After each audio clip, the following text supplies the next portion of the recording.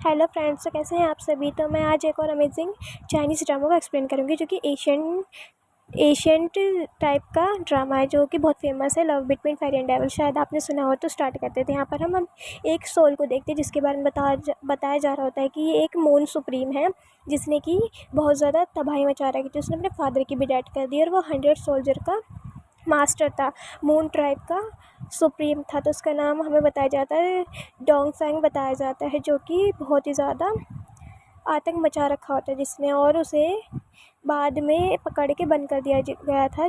जो कि एक लॉर्ड थी जिसका नाम शीशान था, उन्होंने उसे बंद कर दिया था, लेकिन बाद में वो भी डिसअपेयर हो गई थी। तो उसके बाद हम यहाँ पर ऑर्बिटर हॉल को देखते हैं। यहाँ पर हम अपनी फीमेल लीड को देखते हैं जो कि सुबह सुबह उठी होती है, और जब वो उठ जाती है तो फिर वो इधर उधर देखने लगती है।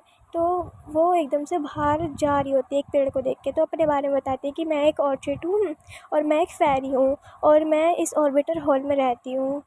और वो एक लीफ की तरफ इशारा करके बता रही होती है कि ये लीफ नॉर्मल लीफ नहीं है, ये एक डेस्टिनी लीफ है जिसमें कि सभी पर्सन की डेस्टिनी लिखी होती है। और वो यहाँ पर हमें दिखा भी रही होती है डेस्टिनी लीफ को कि ये इस तरह की लीफ होती है जिसमें हर पर्सन की ज़िंदगी के बारे में सभी बातें लिखी हुई होती है। वो अपनी मास्टर को भी याद कर रही होती है किस तरह से उसकी मास्टर ने उसे पाला था, लेकिन एक बार वो वाइन पी रही थी और उसकी वाइन उसकी रूट्स पर गिर जाती है जिससे कि उसकी इमोर्टल रूट्स ख़राब हो गई थी और इसी वजह से एक कमज़ोर फेरी बन चुकी होती है। तो ये जब ये अपनी मास्टर के बारे में याद कर रही होती है तो बहुत उदास भी हो जाती है। उसके बाद हम देखते हैं कि वो कह रही होती है कि सब लोग समझते हैं कि मैं इस ऑर्बिटर हॉल में अकेली रहती हूँ, और डेस्टिनी लीव को भी ठीक कर रही थी। और फिर वो बताती है कि मैं यहाँ अकेली नहीं रहती, मेरे साथ और भी मेरे फ्लावर फ्रेंड रहते हैं। तो अपने फ्लावर फ्रेंड के बारे में बता रही होती है कि किस तरह वो मेरा ध्यान रखते हैं और हम सब एक साथ रहते हैं। और ये सभी फ्लावर्स होते हैं छोटे छोटे जो ह्यूमन फॉर्म में आ चुके होते हैं। फिर हम एक उसका सीन देखते हैं जो कि बता रही होती है कि किस तरह से और फेरी मुझे बुली करती है क्योंकि मेरी इमोर्टल जो रूट है वो ख़राब हो चुकी होती है। और फिर हम उस ऑर्चिड को देखते हैं जो कि एक पेपर पे लॉर्ड चैंगहेंग, मतलब जो कि इमॉर्टल के लॉर्ड होते हैं, तो उनके बारे में सोच रही होती है और वो अपने मास्टर के वर्ड्स को याद कर रही होती है कि किस तरह उसके मास्टर ने बताया था कि ये वही लॉर्ड है जिन्होंने डोंगफेंग को कैद किया है और इस दुनिया को बचाया। और उन्हें एक पेपर पे उसकी फ़ोटो भी देख रहे होते हैं। और दूसरी साइड हम हेवन में लॉर्ड चैंगहेंग को देख रहे होते हैं जो कि एक वॉर को ख़त्म करके फिर से हेवन में आ चुके होते हैं। और वो अपने भाई को देखते हैं और ग्रीट भी कर रहे होते हैं वहाँ पर बैठ के। तो हम लॉर्ड चैंगहेंग के भाई को देखते हैं जो कि इस हेवन के सुप्रीम एम्परर थे, और वो उन्हें कहते हैं कि तुम फ़ाइट ख़त्म करके आ गए और अच्छा हुआ कि जो डोंगफेंग है वो अभी तक सही सलामत वहाँ पर बंद है। तो वो बता रहा होता है कि किस तरह से सुतियान जो सिटी है जो कि मून सुप्रीम डोंगफेंग की है वो अब आराम से है, वहाँ पर कोई लड़ाई वगैरह नहीं हो रहा है। यहाँ पर हम हाओतियान टावर को देखते हैं जिसमें कि डोंगफेंग को बंद कर रखा होता है। तो वहाँ पर कुछ हलचल चल रही होती है क्योंकि डोंगफेंग बहुत ज़्यादा पावरफुल सुप्रीम लॉर्ड है, तो वो इस तरह से तो बैठ नहीं सकता। तो इसलिए यहाँ पर उसके कुछ सीन्स हमें दिखाए जाते हैं किस तरह से वो हाउटेन टावर को तोड़ने की कोशिश कर रहा है। और यहाँ पर हम और डाइटिस को भी देखते हैं जो कि बता रहे होते हैं कि किस तरह से वो लॉर्ड हाउटेन टावर में है। और यहाँ पर पवेलियन का सीन दिखाया जाता है। तो यहाँ पर बहुत सारे लॉर्ड और चैंगहेंग भी यहाँ पर होते हैं। तो वो उससे पूछ रहे होते हैं कि किस तरह से यहाँ पर सब चल रहा है। तो उसे बता रहे होते हैं कि डोंगफेंग फिर से बाहर आने की कोशिश कर रहा है क्योंकि वो एक बहुत ज़्यादा स्ट्रॉन्ग पावर है।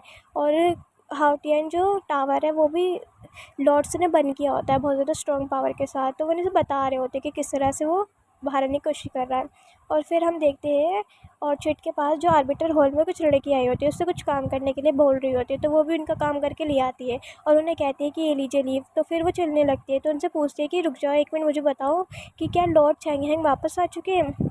और जो वो इमोर्टल है पावरफुल वो हाउटियन टावर को डैमेज कर रहा है। तो वो लड़की कहती है कि तुम छोटी सी फेरी हमें रोक के पूछ, तुम्हें लॉर्ड चैंगहेंग देखेंगे भी नहीं। तो फिर वो गुस्सा करने लगती है उन सभी पे कि जब वो चले जाते हैं तो बहुत ज़्यादा गुस्सा कर रही होती है कि ये मुझे कुछ भी नहीं बता रहे।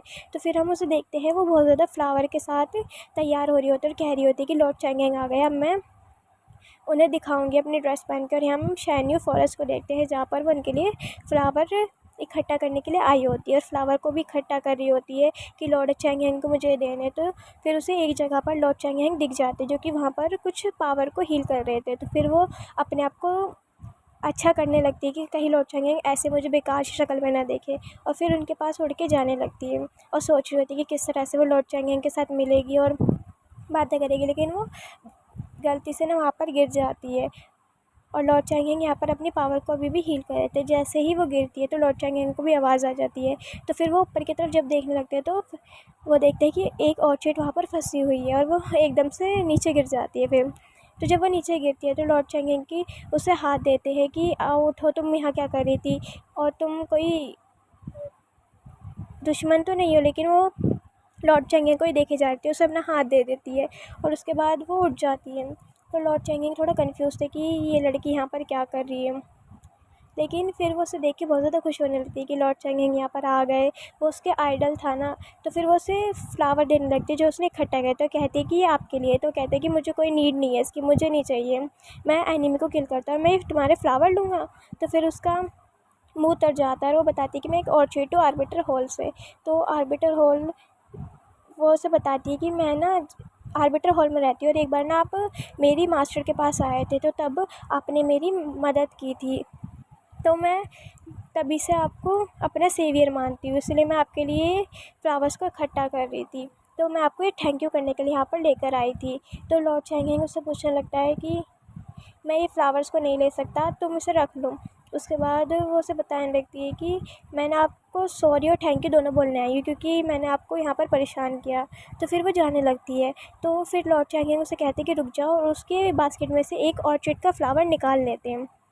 और जैसे ही वो निकालते तो थोड़ी सी स्माइल देते, तो उसकी स्माइल को देख के ऑर्चिड भी खुश होने लग जाती है, और जो उसके बालों में ऑर्चिड लगे थे, फ्लावर्स लगे थे, वो भी ब्लूम कर जाते हैं। और हम देखते हैं कि अभी भी लॉर्ड चैंगिंग उसे देख के स्माइल कर रहा था, और उसके बाद यहाँ से चला जाता है। इसी के साथ ये एपिसोड खत्म हो जाता है। आपको एक एपिसोड कैसे लगा please and like and subscribe तो ज़रूर कर दीजिएगा प्लीज़।